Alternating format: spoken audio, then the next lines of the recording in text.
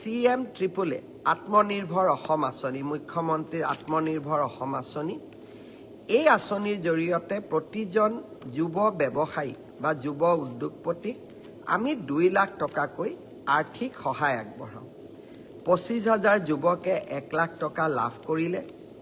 অহা আগষ্ট মাহত আমি তেওঁলোকৰ ব্যৱসায় বা উদ্যোগ চাবলৈ যাম। যিসকলে সফলতাৰে ব্যৱসায় কৰিছে, ছেপ্টেম্বৰ মাহত আমি তেওঁলোকক আৰু 1 লাখ টকা আগবঢ়াম।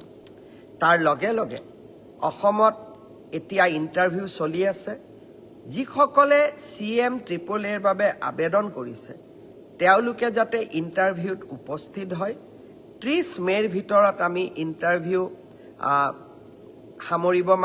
সামৰণি মাৰিব খুজিছোঁ, যাতে আমি নেক্সট 75,000 যুৱক যুৱতীক 1 লাখকৈ টকা আগবঢ়াব পাৰোঁ আৰু তেওঁলোকে এই টকাৰ সুযোগ বা উচিত ব্যৱহাৰ কৰিলে আৰু 1 লাখ টকা তেওঁলোকক আমি আগবঢ়াব পাৰোঁ।